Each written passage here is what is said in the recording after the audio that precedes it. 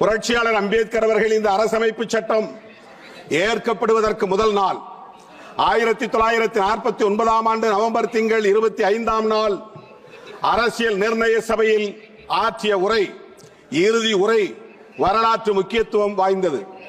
3 ஆண்டு காலம் அரும்பாடுபட்டு உழைத்து உருவாக்கிய அந்த அரசமைப்பு சட்டம் குறித்த கவலையை அவர் வெளிப்படுத்துகிறார்.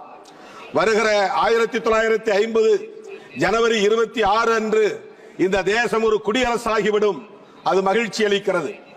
ஆனால் இந்த தேசத்தின் எதிர்காலத்தை எண்ணி நான் வேதனைப்படுகிறேன். அரசியல் ஜனநாயகத்தை வென்றெடுத்து விட்டோம். ஆனால் சமூக ஜனநாயகம் கேள்விக்குறியாக இருக்கிறது. பொருளாதார ஜனநாயகம் கேள்விக்குறியாக இருக்கிறது.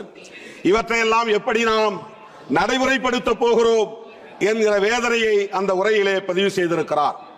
சுதந்திரம் இல்லாமல் சமத்துவம், சகோதரத்துவம்